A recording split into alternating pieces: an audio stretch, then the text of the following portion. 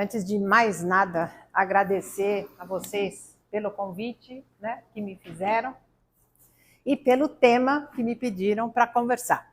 Tá? Para quem eu não tive ainda o prazer de conhecer e de encontrar, o meu nome é Regina Migliori. Quem já me conhece, conhece bem essa história. Né? Regina significa rainha, Migliori significa melhor. E no meio disso, né, desta rainha magnífica, tem um de Fátima no meu nome, que segundo a minha família era para dar uma pitadinha de sagrado e eu não me tornar uma pessoa insuportável. E assim, ao longo da vida, com um certo esforço, eu vou tentando honrar essa condição, né, que o meu nome já foi me dando. Por que eu estou aqui e por que nós vamos conversar sobre este tema? Me pediram para montar alguma coisa, já que eu convivo com diferentes ambientes, que a gente aqui ao longo dessa conversa vai ter oportunidade aí de delinear um pouquinho. Inovação é algo que hoje é a pauta. Está todo mundo falando a respeito de inovação. E em algumas circunstâncias existe essa tendência de gerar uma oposição entre inovação e ambientes considerados conservadores. E é sobre isso que a gente vai conversar aqui um pouquinho. Que estratégias a gente pode ter? A gente não pode se esquecer que ambientes são pessoas, né? Os ambientes não são as paredes, nem o piso, nem os equipamentos, né? São as pessoas, é o mindset, é aquilo que a gente faz, é aquilo que a gente pensa, é aquilo que a gente acredita. E ao longo da minha trajetória profissional, eu fui convivendo com diferentes ambientes, tá? De uma forma assim bem rápida para a gente poder ir se situando aqui. Eu, na minha graduação, já há bastante tempo, né? Final da década de 70, acho que alguns aqui não tinham nem nascido, ou estavam nascendo, eu fiz Direito e Letras, porque eu pretendia ser diplomata. Eu queria trabalhar pela paz no mundo, isso tudo. E o direito era uma questão obrigatória. E eu vinha também de uma família de advogados e tudo mais. Então, quando eu finalizei a minha etapa de graduação, eu percebi que essa carreira da diplomacia talvez não atendesse aos anseios lá do meu coração, né? Que talvez eu não conseguisse fazer aquilo que eu imaginava dentro de uma carreira um pouco mais estruturada, como era a carreira diplomática, então eu comecei a atuar a partir daquilo que eu tinha estudado. Comecei a advogar, advoguei aí cerca de 10 anos na área penal.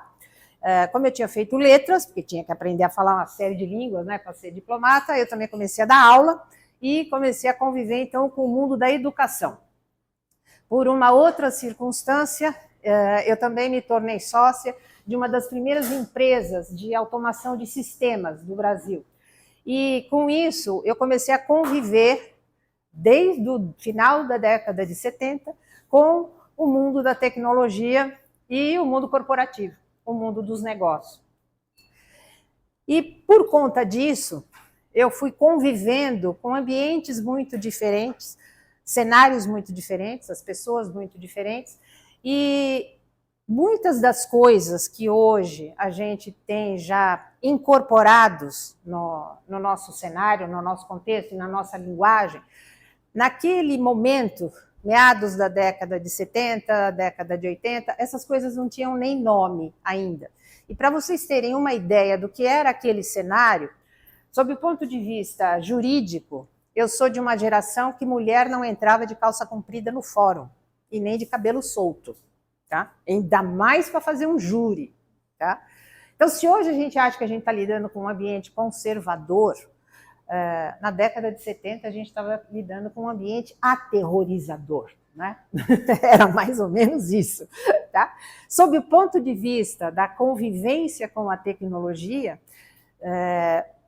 para vocês terem ideia, o meu primeiro projeto em termos de automação de sistema, nós fizemos a primeira automação da bolsa na época, depois evoluímos para uma indústria de eletrônica embarcada, ignição eletrônica, uma série de coisas que eram muito novas na época.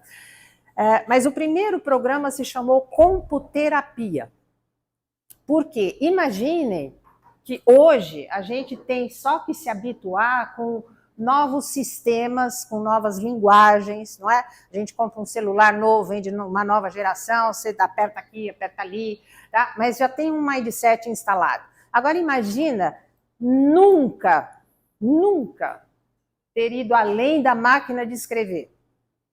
E de repente você está diante de um trem, porque era um trem, tá? Notebook, nem pensar. PC veio muito tempo depois, tá? Nós estamos falando de uma época que não tinha Windows, que não tinha Microsoft, era DOS, era uma tela preta, assustadora, com umas letrinhas que piscavam assim, tá? E a gente via aqueles executivos, tá? Presidentes, o que hoje são os CEOs, né? Diretores, que chegavam na frente daquela máquina, a gente enfiava a mão no bolso, assim, não sabia nem aonde pôr a mão. E essa turma, aterrorizada com uma molecada que estava entrando em cursos de informática, tá? A turma aí dos 17 anos, 16 anos, querendo aprender a lidar, a programar, aquilo tudo. Então, neste ambiente e nesse cenário, e por que eu estou puxando esse fio da meada, gente? Porque o cenário mudou, mas os seres humanos, universalmente, são os mesmos. Então, a gente traz algumas características que elas são universais. E a gente precisa aprender a lidar com isso. Quando eu digo que alguns termos sequer existiam naquela época, lidar com essas questões, que hoje a gente tem modelos, inclusive, eu trouxe alguns aqui para a gente conversar a respeito, isso tudo era tão novo, que para vocês terem ideia, eu tentei por 2 vezes fazer 2 pós-graduações, 2 mestrados aqui no Brasil, eu fui expulsa. Porque o tema foi considerado banal, um em 76, outro em 78, tá? Então, ambiente conservador, hoje o que a gente tem, gente, é céu de brigadeiro. É para a gente sair decolando, tá? Muita coisa já avançou, muita coisa se transformou. E por que eu estou dizendo isso? Porque esse é o movimento natural da vida. Não existe a possibilidade da gente puxar o freio de mão e dizer assim, para, não tem como, tá? Isso segue. Transformação é o movimento primário do universo. Quando aconteceu o Big Bang, ali começou a transformação.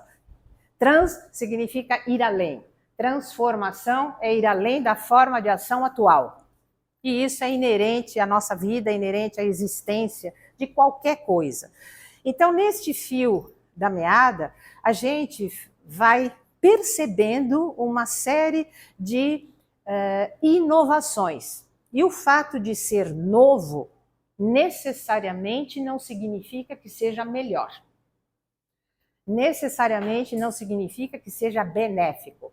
A gente tem hoje, e nós vamos falar um pouquinho disso aqui também, as inteligências que a gente precisa acionar, elas incluem hoje o que a gente vem chamando de inteligência ética, que é a capacidade de promover o bem comum, tá?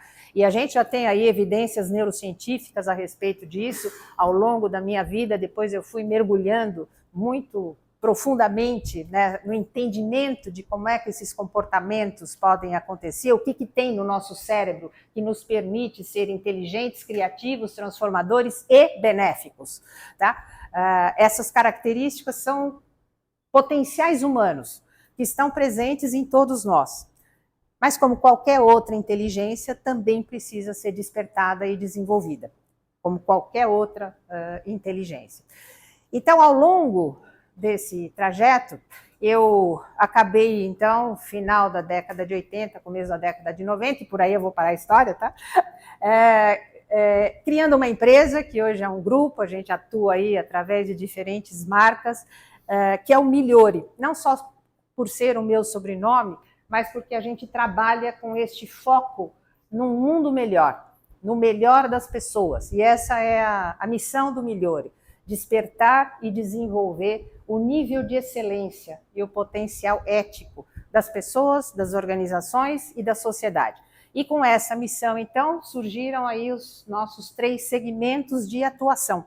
O foco nas pessoas diz respeito ao desenvolvimento de todo este nível de excelência e em formatos bastante diversos, desde educação formal nas escolas, até educação executiva, parcerias com pós-graduação, a gente trabalha dentro das empresas, tem uma série de atividades, uma plataforma específica para o desenvolvimento de muitas dessas coisas que nós vamos falar aqui, que é o Mind Educa, tá? Que é uma plataforma aí para toda a comunidade lusófona, tá? A gente tem a sede aqui no Brasil, a sede na Europa, para distribuir isso em outras línguas, inclusive. O melhor das organizações é a plataforma de negócios, em que a gente atua na implantação de modelos inovadores. Então, hoje, né, nós atuamos junto a uma corporate venture, a Mobius, o Imentec Ventures, que apoia, estrutura e desenvolve startups que têm um impacto positivo e benéfico no universo feminino, independente de quem é a pessoa que lidera, quem é o empreendedor, pode ser homem, pode ser mulher, não é uma questão de gênero, é o feminino como valor, e essa é a linha da Mobius. A gente tem outras participações também e atendemos a uma série de empresas e organizações e fundos de investimento nessa ótica da inovação. O que é um modelo de negócio inovador? Um modelo de negócio inovador, ele não é exclusivamente um modelo que adote tecnologia. Tá? A tecnologia vem no escopo do negócio, mas hoje a gente tem relações de trabalho inovadoras, modelos de relacionamento inovadores, modelos de negócio que precisam se estruturar de uma outra forma. Tem uma série de aspectos hoje que dizem respeito a um modelo de negócio inovador. E o terceiro segmento ao qual o Migliori se dedica, né, como eu disse aqui, é despertar e desenvolver o nível de excelência das pessoas, das organizações, dos negócios e da sociedade. Nesse segmento, a gente trabalha com as políticas públicas e com os organismos internacionais. Ao longo do tempo, eu passei a atuar também com a Unesco em programas de cultura de paz, de desenvolvimento sustentável, de educação e valores. Nós somos credenciados pelo Banco Mundial para poder atender a governos, a administração pública, sempre nessa linha, tá? Na cultura de paz, no desenvolvimento sustentável, na educação e valores. E isso tudo que nós vamos conversar aqui, gente, por isso que eu comecei falando disso. É uma pauta hoje que ela não é só global, ela é universal. E ela é universal por quê? Porque nós estamos falando das pessoas. E as pessoas são seres humanos, né? Todos nós aqui são seres humanos. E cada um de nós é completamente único. Existem estruturas que são comuns a todos nós, mas a experiência de cada um ela é única. E isso é a diversidade humana. Então, os desafios que nós estamos discutindo nessa sala, hoje são os desafios do mundo inteiro. Em todos os lugares tem gente batendo boca sobre as coisas que nós estamos conversando aqui. Porque hoje isso vai para além das questões globais, econômicas, políticas, é uma questão humana hoje. Como é que a gente se acerta com esse tanto de coisa que a gente tem para plugar, para ligar, para entender? Como é que a gente vai passar a interagir com inteligência artificial? Não é a nossa pauta de hoje, mas a gente está trabalhando muito essa interface entre inteligência humana e inteligência artificial. Nós vamos falar aqui hoje de cultura generativa. Se nós estamos falando de inteligência artificial generativa, gente, a inteligência humana, a nossa mente, ela tem infinitas possibilidades, não tem finitude, ela não acaba, tá? Então, falar em generativo, a gente não pode se esquecer que a inteligência artificial ela está replicando as nossas redes neurais. Então, vamos tratar de ativar as nossas, tá? Com todo o potencial que a gente tem. E é necessário fazer isso, não só para a gente se manter atualizado, mas para a gente usufruir daquilo que hoje a gente está podendo ter acesso e fazer isso de uma forma, né, como eu sempre repito, inteligente, criativa, transformadora e benéfica. Então, essa é a nossa conversa, tá? É sobre isso aqui que a gente vai conversar. Esse é o nosso fio da meada. Então, para a gente falar sobre isso aqui, a gente começa com essa pergunta. O que vocês pensam sobre isso? Vale a pena mudar ou deixar como está? O que vocês acham dessa pergunta?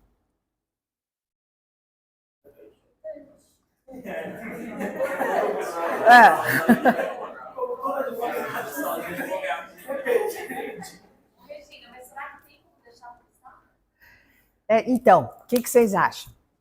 Vale a pena mudar ou deixar como está?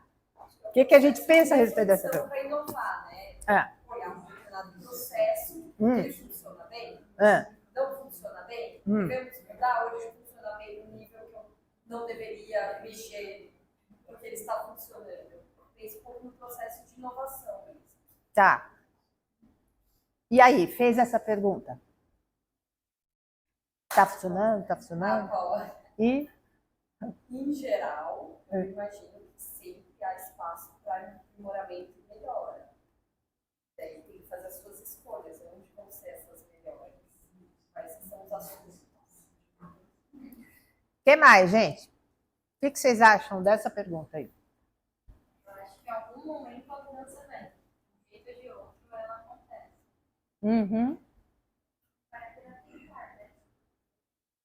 Tentar. Diga. Meu grande amigo fala que é uma amiga constante a mudança na nossa vida. Eu acho que não falou.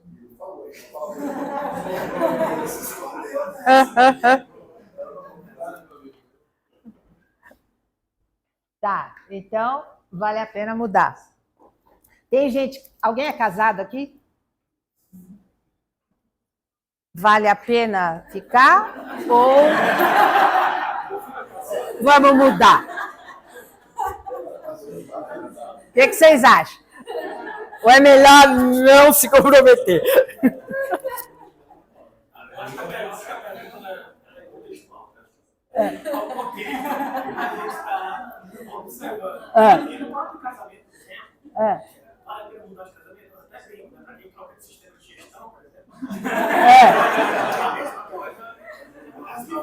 Você tem que promover, e é muito traumático.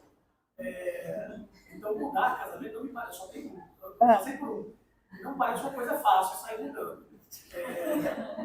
Mas me parece uma coisa necessária sair adaptando esse casamento, que é para novas situações.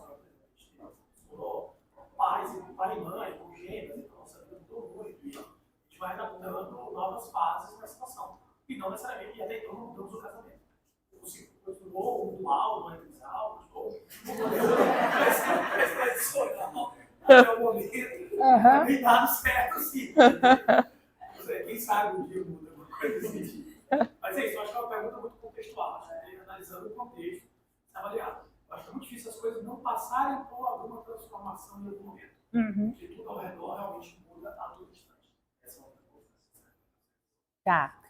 Isso não mudar o casamento, né? Mas pode ser reinventar. Reinventar. Tá na ideia do trisal também, né? E mantém. Exatamente.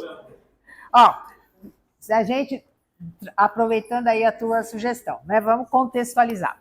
Tá legal. Então, se a gente fosse traçar um paralelo, entre o casamento, né, e a pauta da inovação mais específica que a gente está tratando aqui, né? Você tem o core business lá, você casou, certo? Você tem lá. Você tem filho, dá para trocar? Fala, não, esse filho não quero. Não, eu quero outro. Esse aqui vou devolver. Não quero mais esse. Vou trocar por um modelo uma versão mais atualizada, né? Esse não, tá? Então, o que a gente vai percebendo, tá? Vocês estão falando coisas super importantes. Realmente, a transformação, eu mesma disse, é inerente ao universo, a mudança é permanente, é constante, tá? Mas a gente tem múltiplas dimensões de transformação. Tá? Isso aqui realmente não tem uma resposta simples e nem simplista. E a gente tem que tomar muito cuidado com isso. Por quê? A gente, quando está falando, por exemplo, de um negócio, você tem o core do negócio. Tá? Mudar o core é mudar de marido. Certo? Até aí, mudar de marido ainda é possível, certo? Dá. A gente consegue mudar de marido, mudar de esposa, ainda é possível, tá? Mas você não perde o vínculo. Você mudou de marido, mas existe lá um estado civil, digamos assim, né? Que caracteriza você como alguém que já foi casado. Você deixou de ser, mas você está num estado em que você tem um histórico, tá? Em que você foi casado. Já filho, não dá para trocar. Filho se aperfeiçoa, aprimora, né? Mas não troca. É um core que não troca. Esse não tem jeito, tá? Esse veio para ficar. Você pode também, né, fazer algo disruptivo. Você pode ter um filho fora do casamento. Estou casado aqui, tem essa estrutura, mas vou fazer um spin-off. Certo? Pode? Não é? Então, essa pergunta aqui, ela, como vocês já colocaram, ela é circunstancial sob o ponto de vista do cenário, tá? Como você trouxe. Ela é circunstancial sob o ponto de vista da adequação, como você trouxe. Ela é inerente a qualquer circunstância, como você trouxe, a mudança está sempre lá. E ela também precisa, para encontrar uma resposta adequada, que a gente leve em conta os múltiplos níveis das possibilidades de mudança. E é a partir disso que vão surgindo essas metodologias que nos permitem trabalhar com a inovação de uma forma que seja, eu vou usar o termo assim, adequado. Tá? A gente não pode se esquecer de que, quando a gente fala de inovação, hoje, nos dias de hoje, já tem um gatilho mental que falou inovação, pense em startup. Certo? Pensou em startup, pense em investidor. Assim, parece dominó. Né? A gente, muitas vezes, em comitê de avaliação de startup, eu olho, às vezes, para algumas startups, parece que as pessoas criaram aquela startup só para buscar investidor. Assim, parece que cliente é uma coisa que não faz parte do cenário. Se mata, gasta um tempo enorme, uma energia enorme, vai a tudo quanto é evento, fala com tudo quanto é fundo, faz pitch até na lua para buscar investidor. E, às vezes, deixa de lado as imensas oportunidades de negócio, as oportunidades de faturamento. Nenhum negócio se mantém se não tiver cliente. Por quê? O cliente ele não está trazendo só o recurso, né? Ele não está trazendo só a rentabilidade. O cliente traz o reconhecimento de que a tal da coisa que você criou e que você acreditou que era inovadora faz sentido. É o cliente que vai dizer isso. Se isso vale a pena, se isso é bacana. Não é a análise do investidor, nem a análise do fundo que te dá essa segurança, sob o ponto de vista da qualidade, do impacto daquilo que está sendo criado. Alguém que investe está acreditando, mas acreditar é diferente de reconhecer. Quem reconhece é o cliente. É o cliente que reconhece que aquilo que você está fazendo vale a pena, que aquilo que veio como inovação. Quantas e quantas vezes a gente ouve as pessoas pegarem um celular ou qualquer coisa e dizer, a outra versão era muito melhor. É ou não é? E não é só uma questão de hábito, não. Tem gente que consegue explicar isso por A mais B, por que valeria a pena ser do outro jeito. Se sobrar um copo d'água aí, tem candidato aqui, tá? Isso aqui, gente, é só pra gente... Obrigada, viu? Eu vou acabar com esse aqui e já vou nesse teu. É só pra gente trazer a dimensão da complexidade da questão da inovação. Que não é uma questão simples, nem simplista, e muito menos simplória para a gente sair categorizando um ambiente como inovador ou como conservador. Trazendo aqui os nossos exemplos e as falas que a gente ouviu. Quando a gente ouve alguém como ele dizendo, não, eu sou casado, tem meus filhos, tem minha esposa, tal, parará, nós vamos chamar ele de conservador, porque ele está querendo manter esse ambiente? Ou ele é altamente inovador e conservador ao mesmo tempo? Então, primeira providência, gente, chispa. com esses estereótipos que mais atrapalham do que ajudam. Por quê? Porque a gente cria o tal do preconceito. O que é o preconceito? O conceito vem antes da experiência. Aquilo que a gente pensa a respeito da pessoa, a respeito do ambiente, vem antes da gente conviver com aquilo, da gente experimentar aquilo, da gente estar ali aberto às possibilidades. Então, olha só, tem algo bastante importante em função disso que nós estamos falando. Os inovadores têm uma relação direta com a mudança. Em sair, é movimento isso, é sair do ponto A para chegar no ponto B, tá? E acredito que o ponto B será melhor. Esse é o mindset inovador. Ele está focado no quê? Na esperança, gente. Em acreditar que tem algo melhor nessa direção para onde eu estou indo. O que é o conservador? É o freio de mão puxado. Está enraizado no medo. Tá? Eu estou falando de emoções básicas, humanas. Tá? Todas elas aqui se ramificam em N possibilidades. Mas os conservadores, quando eles chegam no extremo deste sentimento de medo, de estar arraigado, se tornam pessimistas quanto ao futuro e otimistas em relação ao passado. E se tornam completamente avessos ao risco. Esta criatura daqui, se a gente não tomar cuidado, ela sai torrando tudo quanto é recurso que passa perto, por conta de que tem sempre uma coisa melhor que poderia ser feito, que tem sempre uma coisa melhor que poderia mudar. Eu estou levando isso para os dois extremos, tá? Dentro dessa ótica de que isto aqui é o freio de mão e isto aqui é a alavanca do movimento, se a gente passar a vida com o freio de mão puxado, isso gera sofrimento. Tá? Gera frustração, gera dificuldades, gera uma série de coisas. E se a gente simplesmente alça voo e vai para qualquer lado, a gente também perde o chão. Então nós estamos falando aqui, gente, de um desafio, que ele é humano. O tempo inteiro a gente está tendo que lidar com isso aqui, ó, tá? Como é que a gente se arrisca em algo novo? Ó, quer ver outra coisa? Tem gente que sai, fala assim, vamos jantar fora? Vamos. Casais dão risada já, né? Vamos aonde? Fala sério, se não tem uns 4 lugares assim que já são os prediletos, não é? Falou em comer pizza é naquele lugar, falou em comer peixe é naquele outro lugar. Falou, é isso, tá? Tem gente que vai e realmente o lugar é muito bacana, vale a pena. E aí quando alguém chega e fala assim, mas por que a gente não experimenta aquele outro? Tem gente que prefere ter a certeza de comer naquele lugar. Por quê? Não é só porque eu sou pessimista e tenho medo, que eu gosto daquele lugar, eu gosto daquela pessoa, às vezes eu conheço o dono, eu quero bater papo, eu encontro outros amigos. Tem N razões. Tá? A gente pode aqui, no espectro do medo, a gente transformar isso em prudência. Tá?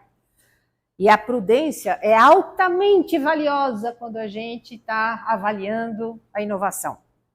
Aquele velho ditado de não jogar fora, né, a água da bacia com o bebê junto, né? É isso. Os prudentes estão ali para nos auxiliarem nesse sentido. E os inovadores nos ajudam a experimentar uma pizza de um outro sabor, pelo menos hoje, né? Então, vão pedir meio a meio, né? Eu pago essa metade aqui só para você dar uma provada, né? É isso aí. Esse movimento, gente, ele também mostra uma outra coisa que é muito importante. Quando eu disse que isso é universal, é humano e universal, todos os seres humanos, todos, desde lá da pré-história, nós trazemos 2 tipos de anseios. Nós trazemos 2 tipos de necessidade, todo ser humano. Anseios de sobrevivência e anseios de transcendência. E é isso que nos caracteriza como seres humanos, tá?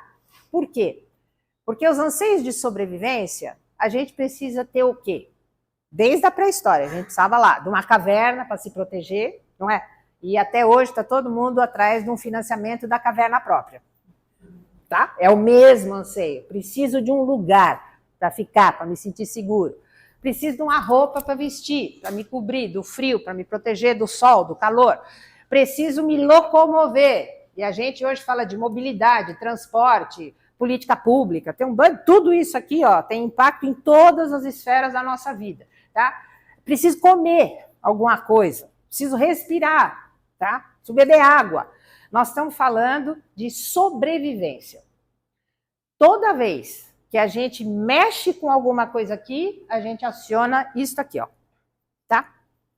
Tá mexendo com a minha sobrevivência. Tá bom, mas seres humanos também têm consciência. Nós vamos além só das questões da inteligência.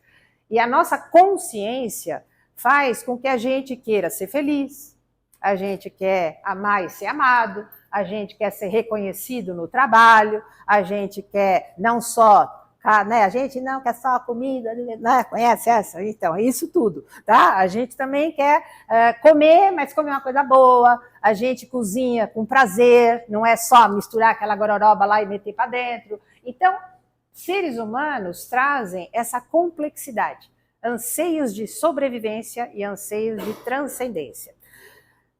Isto aqui se reflete exatamente aqui, ó.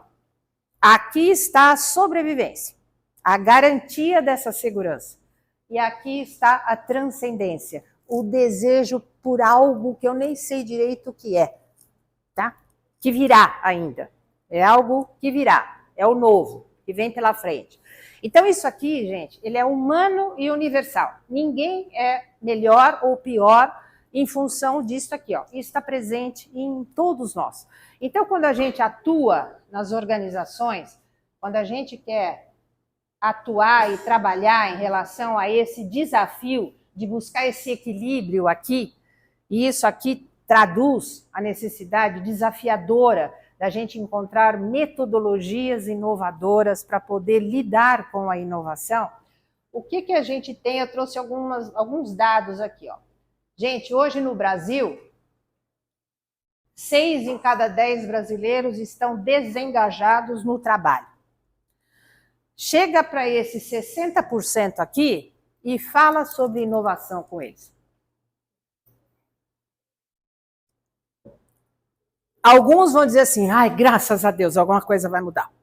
Outros vão dizer assim, você está imaginando que eu vou botar minha energia para fazer uma outra coisa que eu nem sei direito o que é?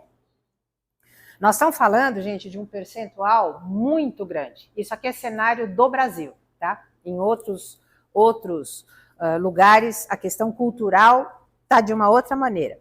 Mas esse é um dado muito importante quando no Brasil a gente está falando de ambientes inovadores e ambientes resistentes à mudança.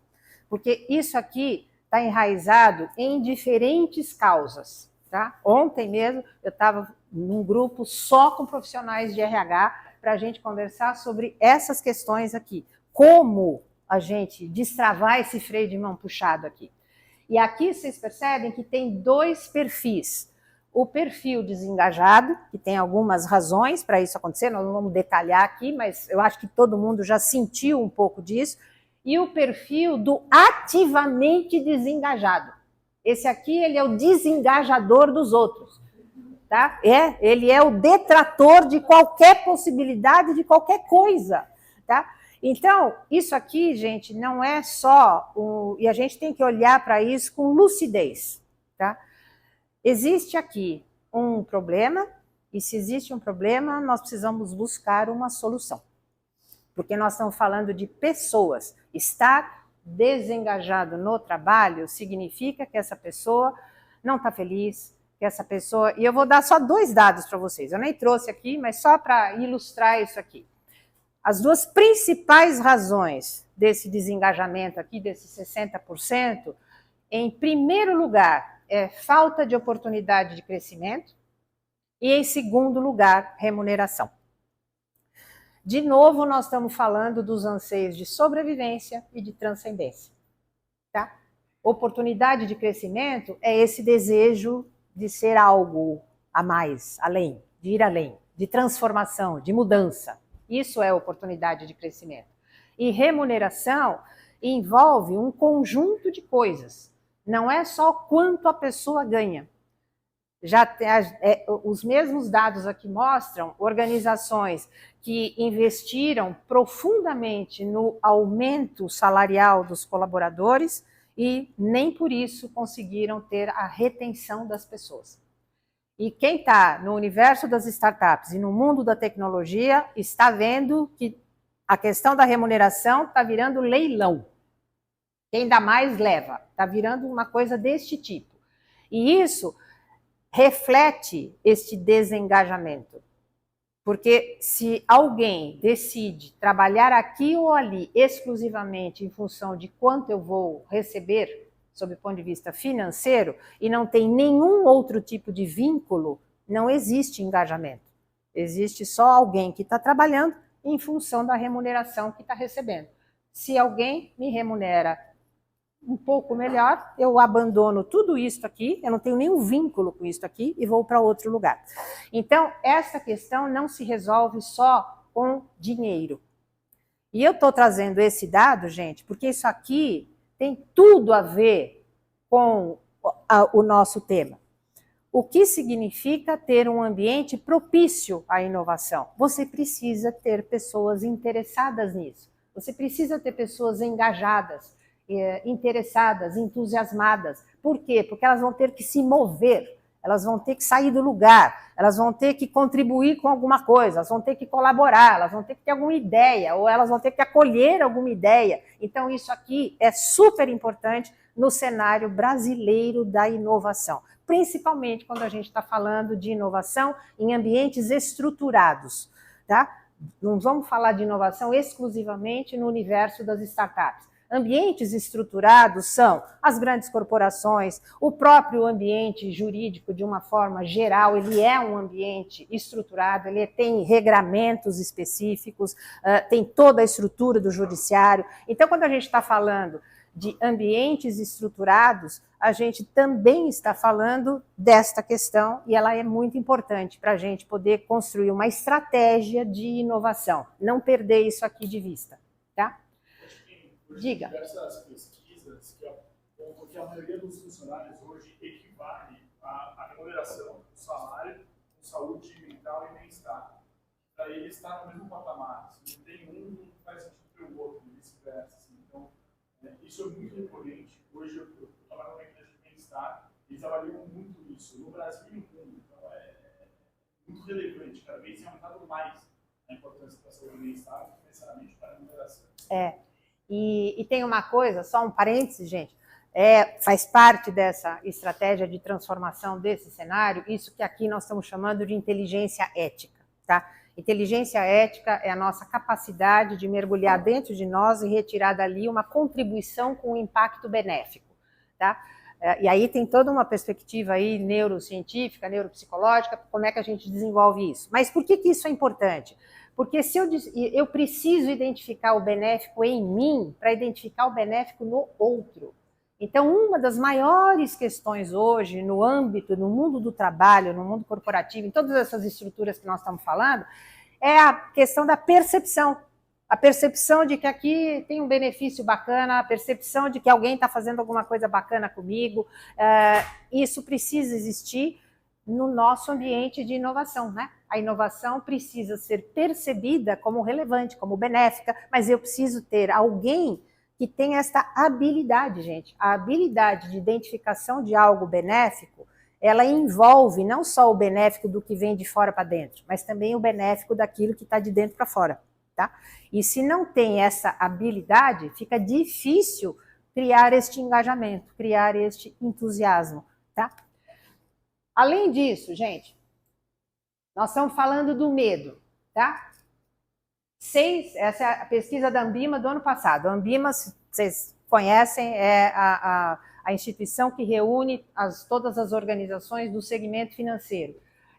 6 em cada 10 brasileiros sentem alto nível de estresse com medo de perder as suas fontes de renda, tá? 85% está constantemente preocupado em aumentar a renda, 56% se sente sob pressão e 49% não consegue dormir, né? Não consegue descansar por preocupações ligadas à questão financeira. Eu estou trazendo esses dados para a gente começar assim, a diluir essa divisão do mundo em mocinhos e bandidos. em inovadores e conservadores, em ambientes de inovação e ambientes avessos à inovação, ambientes conservadores. Nós estamos falando de desafios que são nossos, que são cotidianos e que são, inclusive, do ambiente, da cultura organizacional, do país em que a gente está vivendo e como é que a gente olha para isso e contribui, então, de uma forma benéfica para transformar esse cenário e conseguir trazer isso de uma forma inovadora. Pra vocês terem ideia, gente, do que significa hoje no mundo esses dois dados que eu acabei de falar, não são exclusividade do Brasil, tá? Essa questão e a questão anterior estão presentes globalmente, porque está mudando o tipo de mindset das pessoas na relação com o trabalho, na relação com as empresas, na sua relação com a sua atividade. Tem uma série de fatores aí. E olha só, gente, isso aqui é quanto custa a negatividade no mundo. Então, agora eu estou falando dos pessimistas. Sabe aquele conservador que não quer mudar nada? Tá? Ele tem uma dose de pessimismo em relação a qualquer coisa nova. Não, isso aqui não vai dar certo. Né? É a turma do não vai dar certo. Os desengajados, que são a turma do não estou afim, certo? E os extremamente preocupados, que têm o freio de mão puxado, geram no mundo esse número, gente. Cerca de 250 bilhões de dólares é quanto custa essa negatividade, e ela corresponde a cerca de 9% do PIB global. Então, a gente não está falando aqui de uma questão específica de inovação sob o ponto de vista da tecnologia, sob o ponto de vista das startups. Nós estamos falando de algo que hoje é uma demanda do mundo, que está precisando arejar o ambiente de inovação, de uma forma geral, em todos os segmentos, porque a gente está vendo, sob o ponto de vista humano, são aqueles dados que eu trouxe, aqueles são dados do Brasil, e sob o ponto de vista financeiro, econômico, isso aqui, tá? Então, nós estamos falando de algo que tem um nível de relevância que vai muito além da análise das startups ou das ferramentas que a gente está criando. E isso é importante para a gente começar a construir argumentos em relação à inovação que vão além somente de um universo específico ou de uma ferramenta específica. Nós estamos falando de novos modelos de negócio. É disso que nós estamos falando. Nós estamos falando de novos modelos de trabalho. Nós estamos falando de novos modelos de relações humanas. E essas coisas, elas são hoje extremamente desafiadoras e estão presentes. Tem gente em outras salas pelo mundo inteiro falando as mesmas coisas que nós estamos falando aqui, tendo a mesma ótica e tentando encontrar soluções para essas mesmas questões que a gente está trazendo aqui. Por isso que hoje essas são questões universais. Elas não são questões específicas de nenhum segmento ou de nenhuma natureza de negócio. Por conta disso aqui, ó, já que nós estamos falando daquilo que nos caracteriza como seres humanos, então vamos começar a ver como é que a gente sai dessa encrenca, tá? Que sugestões a gente pode adotar, que estratégias a gente tem disponível. Primeira coisa, o nosso cérebro social, ele traz 5 grandes necessidades básicas, tá? Necessidade de status, de certeza, de autonomia, de relações e de justiça. Isso aqui é humano e universal, tá? Especificamente, na nossa questão aqui, da gente falar da inovação e dos ambientes ditos conservadores, tá? O que a gente tem? Cada pessoa tem uma ordem diferente de relevância disso aqui. Para algumas pessoas, o status é mais importante que qualquer coisa. Se enterra no cartão de crédito, mas não deixa isso aqui deixar de aparecer. Isso não vale para as pessoas, vale para as empresas. A gente viu ano passado o Quinto Andar derrapando porque resolveu patrocinar o BBB. Certo? Tanta coisa para patrocinar. Não, eu queria o BBB. Né? E aí, hoje, a gente tem aí eu diria que é um mito, que se instalou. E eu acho que tem muita gente aqui de uma geração que tem a responsabilidade de transformar esse mito, tá? Que é o quê? O mito de que tem uma geração, a geração aí dos seus 30 e poucos, 40 anos, que chegou a um patamar decisório, a um patamar de poder, que está ficando surdo para uma série de outros aspectos em nome disso aqui, ó. Tá? O povo do C-Level. Tá? Eu não vou usar o termo, até porque eu estou num ambiente educado. Tá?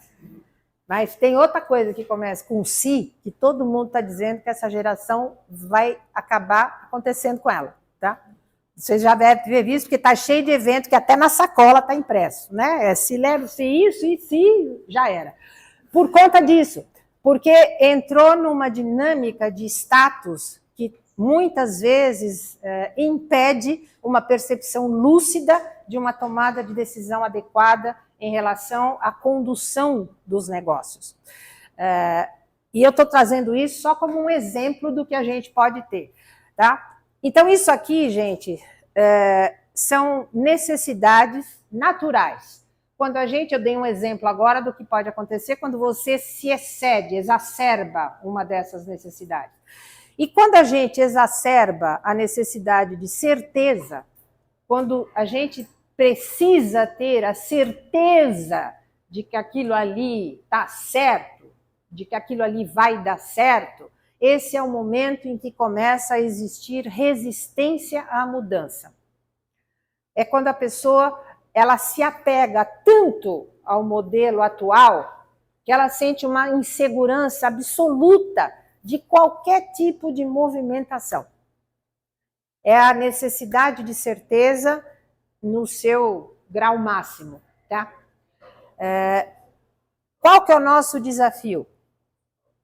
A gente precisa conseguir contemplar um ambiente, um mindset que ofereça estabilidade para quem busca certeza e, ao mesmo tempo, um ambiente de movimento, de inovação, que atenda não só aos inovadores, mas que atenda ao movimento da vida, ao movimento de transformação que é inerente a um negócio, a uma tecnologia, a uma organização, a qualquer coisa.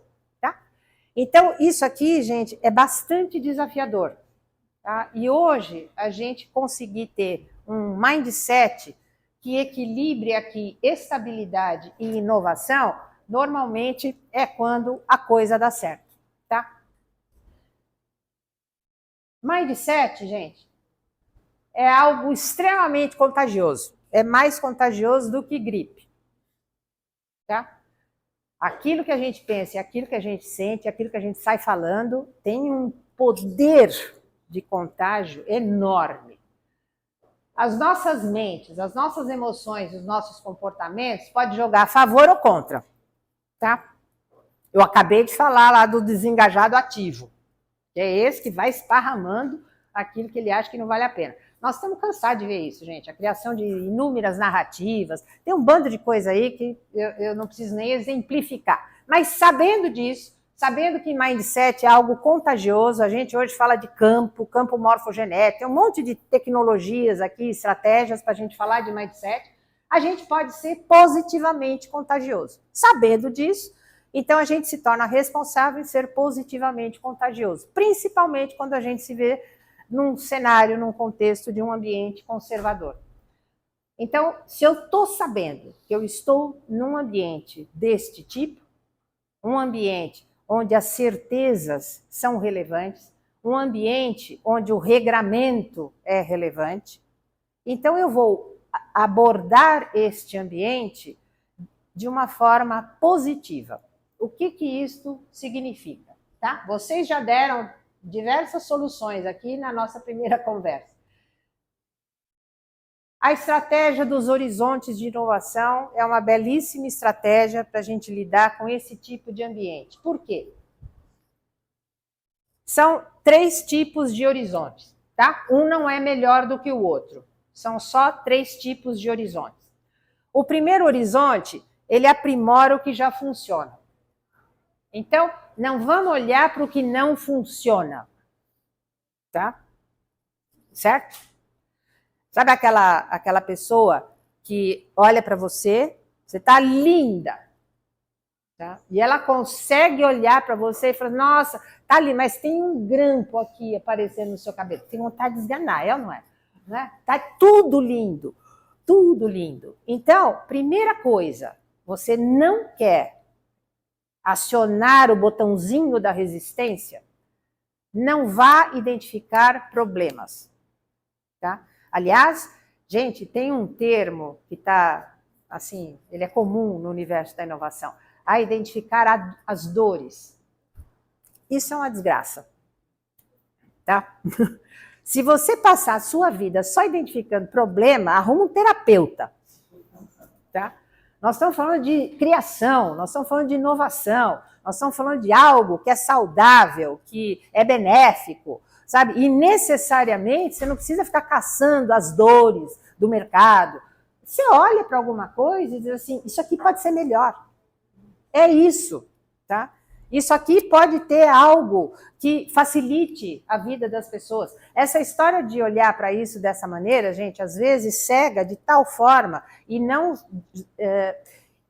significa que você precise de milhões em recursos para fazer isso aqui, ó. Olha para algo que funciona e dá uma aprimorada. Você vai ganhar aliados, assim, aos montes. Principalmente num ambiente sedimentado na necessidade de certeza, num ambiente sedimentado na necessidade de estruturas, como é o ambiente legal, o ambiente jurídico, o ambiente do judiciário, que tem esta característica. O Horizonte 2 explora possibilidades emergentes ao que já existe. Então, diante daquilo que já existe, que já funciona, você pode, aqui vem a possibilidade de spin-off, de você criar algo complementar, algo que seja, digamos assim, um filhote. Tá? Vocês estão percebendo, gente, a abordagem positiva disso? E o quanto isso viabiliza alianças, o quanto isso viabiliza parcerias, o quanto isso viabiliza esse approach positivo e não um approach criador de resistência, tá? Nós estamos navegando no cenário e no território das certezas, daquilo que já é conhecido, daquilo que já é adotado, e a partir dali a gente está aprimorando e a gente está diversificando. Mas a gente está valorizando esse ponto de partida, a gente está valorizando aquilo que deu origem, que fez nascer. A partir desta movimentação, eventualmente, não é uma necessidade, tá? Você pode sim promover algo disruptivo. Mas isso aqui não é necessário, porque tem gente que acha que inovação é só isso aqui, ó. Inovação é nascer feito o Elon Musk. Se não tiver nesse patamar, não é inovador, tá? É isso. Esses três cenários, aqui nós só estamos citando, mas cada um deles tem metodologia própria, tem formas de estruturação e é o tipo de framework, né? O tipo de território que oferece conforto para as pessoas. E é uma abordagem bastante adequada para a gente valorizar aquilo que já existe e lidar com cenários que, a priori, teriam algum tipo de resistência a um movimento muito intenso de inovação. Uma outra questão importante é, legal, então tá bom, então vamos trabalhar com esses três cenários, tá? Tá bom, mas como seria o processo de inovação? O processo, gente, ele basicamente passa por todas essas fases. E é muito bacana a gente se preparar, mapear cada uma delas e estruturar um plano bem estruturado. A gente tem, assim, feedbacks maravilhosos em hubs de inovação, por conta disso aqui, ó. A gente está dando uma abordagem, de novo, inteligente, criativa, transformadora e benéfica, includente, harmônica. Existe uma diferença, gente, quando eu falo, insisto tanto no benéfico, existe uma diferença entre o bom e o bem. Tá? O bom, ele é excludente. Tem gente que olha e fala assim, como assim, Regina? Por quê? Porque o que é bom para mim, talvez não seja bom para você. Tá? O bem, o benéfico, ele é includente. Ele trabalha com o padrão harmônico generativo. O bom trabalha com um padrão homogêneo de generação. Então, quando a gente aqui está falando dessa inteligência generativa, por isso que eu, desde o começo, estou falando da inteligência ética. Quando você tem, olha só, gente, de novo, quando a gente vai lá avaliar uma startup, a gente usa tudo isso aqui, tá? E tudo isso que eu estou falando sobre o benéfico. Vocês já viram aquele tipo de startup que normalmente, muitas delas, né, nascem de um conhecimento técnico muito grande de alguém que começa a desenvolver uma ferramenta, depois ele consegue encontrar outras pessoas que lhe dão suporte, monta lá o seu time, né? Alguém no comercial, alguém no administrativo, e ele segue lá tecnicamente na ferramenta. Qual que é o risco deste perfil? Eu não estou dizendo que isso é universal, mas é um risco. A pessoa está tão centrada, tão mergulhada naquilo que ela conhece, que ela sabe, e ela acaba ficando tão deslumbrada com aquilo, que ela para de olhar para os lados. Ela para de ver o impacto daquilo, se aquilo faz sentido. É o tal do impacto benéfico, gente.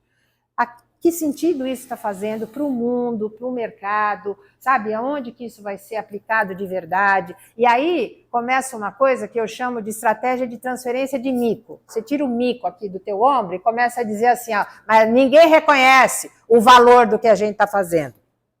Tá? Aí você começa a botar o mico no outro. É lá que está o problema, não é aqui. Tá? E às vezes você não precisa mexer em tudo, mas às vezes você vai precisar fazer algum tipo de adequação. Essa é a visão do bom. É tão bom naquilo que faz que deixa de ser benéfico. Porque está voltado só para aquilo que gosta, para aquilo que acredita. Gente, por exemplo, sabe aquelas pessoas que... Oi, querida. Que gostam de jiló? E se torna especialista em receita de jiló e convida alguém para almoçar e prepara um jiló, que é uma maravilha, mas esqueceu de perguntar para a pessoa se ela gosta de jiló. É disso que eu estou falando. Você fica tão fissurado naquilo que você conhece, que você acha bacana, que o bom se torna excludente. Então, quando a gente está falando aqui do benéfico, nós estamos falando de inteligência generativa harmônica, que lida com a diversidade, que lida com a complexidade do mercado, das necessidades e de tudo disso que nós estamos falando aqui. Quando a gente está exclusivamente voltado, e eu estou falando isso porque isso gera uma imensa resistência. É aquele cara ali que vai... Uma coisa é ser persistente, outra coisa é ser teimoso, é ser chato. Tá? E aí você vai alimentando resistências uma atrás da outra, tá? E a tendência é isso não dar certo. Estamos no final. Isso aqui, gente, esse caminho, ele começa num cenário, o status quo, algo acontece aqui, tá? Algo é percebido aqui como um elemento de mudança, tá? Isso aqui sempre vai surgir, tá? Isso não é um mar de rosa. Tem sempre alguém que vai duvidar, que não tem certeza, que acha que era melhor ser do outro jeito, que você implanta um monte de sistema e a criatura continua tendo um caderninho na gaveta onde ela olha as coisas do jeito que ela fazia. Humano e universal, tá? E aí o que acontece? Entramos no caos. É quando a bateção de boca acontece. É exatamente esse momento aqui, ó, tá?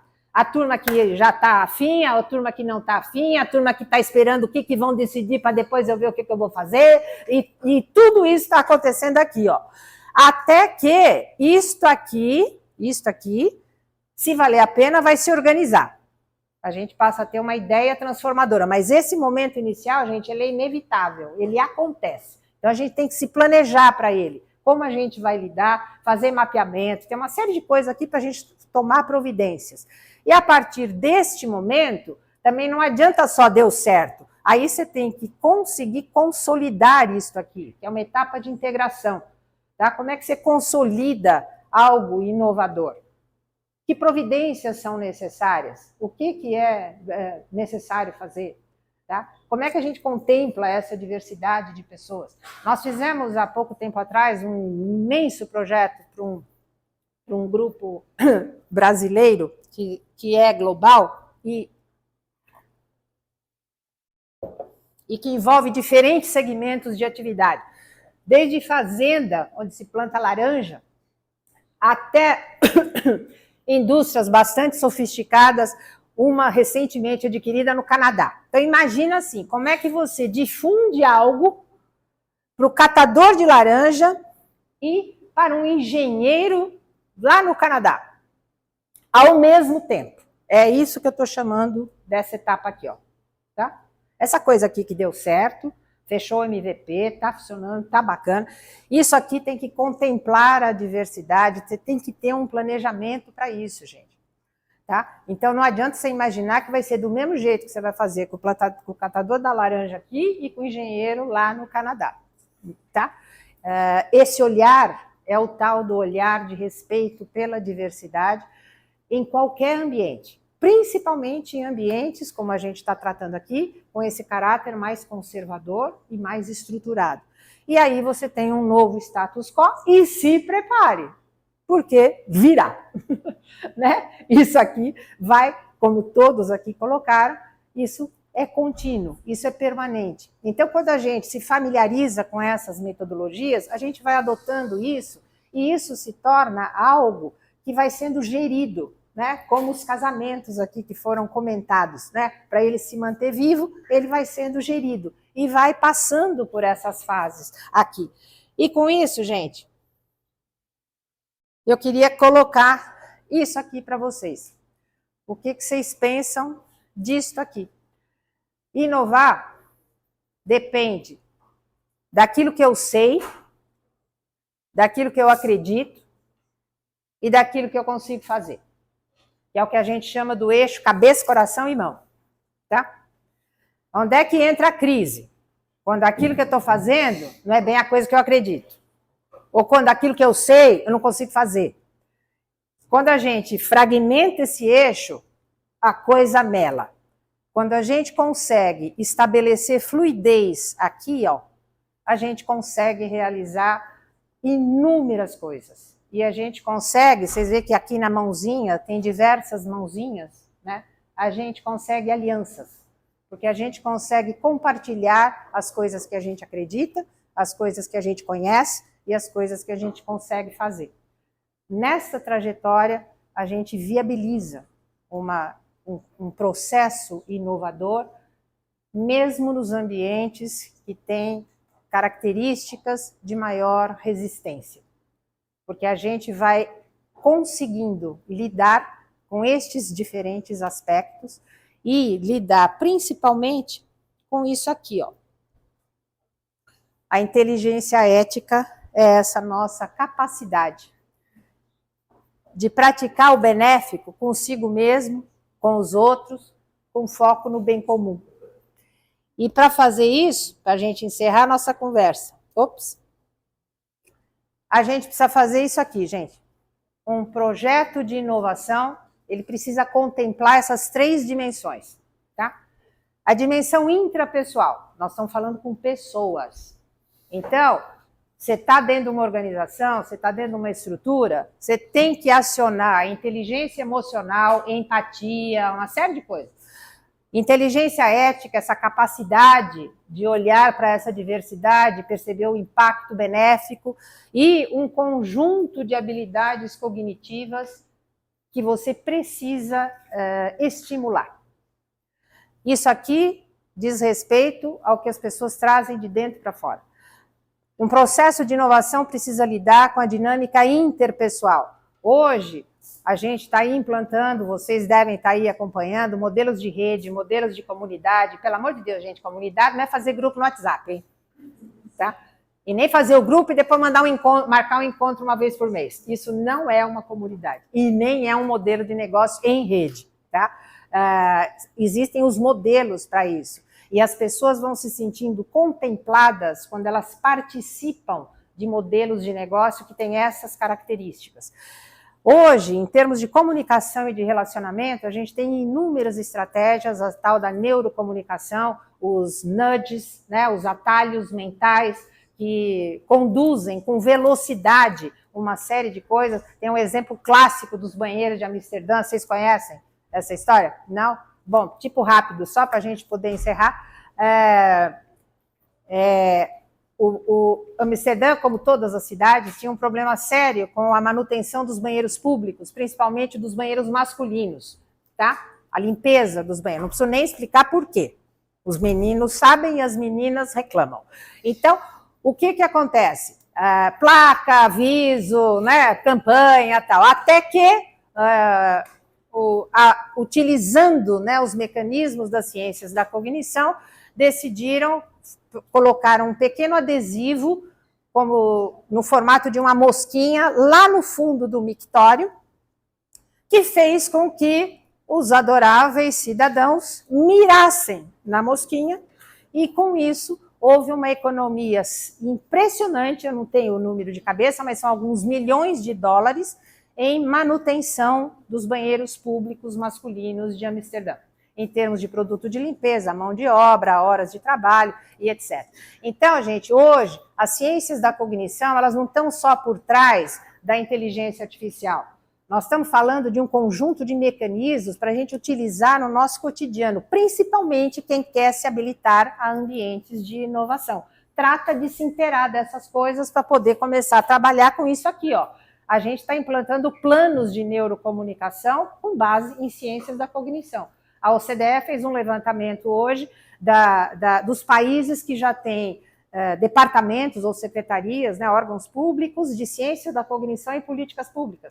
A gente fez uma capacitação para Itaipu, com os 55 municípios do entorno do lago de Itaipu, para todas as câmaras legislativas, para entenderem as possibilidades desse tipo de política pública com foco no desenvolvimento sustentável. Então, quando a gente fala de inovação, tem um mundo acontecendo de um monte de coisa muito bacana, com impactos extremamente relevantes. E a dinâmica da dimensão sistêmica dentro de um negócio, dentro de uma organização, dentro de um escritório de advocacia, dentro do judiciário. Isso aqui, gente, é sistêmico. E aqui a gente tem algumas providências, sob o ponto de vista da transformação de uma cultura organizacional, para isso que hoje a gente está chamando de cultura generativa, tá? Paralelo com tudo que a gente já sabe sobre a inteligência artificial generativa, olha para aquilo tudo e fala, nossa, nós também sabemos fazer, né? Ó, que legal. E dá para você estruturar isso de uma forma sistêmica e organizacional. Um ambiente de interdependência, porque isso aqui é a raiz de uma perspectiva colaborativa e inovadora, e tudo que hoje a gente já sabe sobre estratégias de ambidestria. Trabalho hoje como se eu já estivesse trabalhando no futuro, ou seja, eu faço as coisas do mesmo jeito, mas eu já estou enxergando essa outra possibilidade aqui e eu encaminho isto para cá. É diferente de eu ter visão de futuro. Eu estou vivendo essas duas coisas ao mesmo tempo. Basicamente, isso é ambidestria. Então, aqui é só um conjunto de sugestões, de providências, para quem quer estruturar, a partir daqueles cenários que a gente colocou, um plano de transformação, de inovação. E, gente, do fundo do meu coração, eu espero que todos nós aqui, que a gente e todas as pessoas que vivem hoje, sejam suficientemente, né, inteligentes, criativas, transformadoras e benéficas para realizar as mudanças e as transformações que o mundo está demandando que a gente faça. O que não está faltando é demanda do mundo em termos de inovação. E a gente precisa ter essa prontidão para atender a essa inovação de uma forma que seja inteligente e que seja benéfica. Gente, muito obrigada pela atenção de vocês, me perdoem pelo meu atraso, e se vocês quiserem conversar sobre o assunto, a gente está absolutamente disponível, é só o Guilherme lá conduzir o tempo que a gente tem. Tá? Obrigado, viu?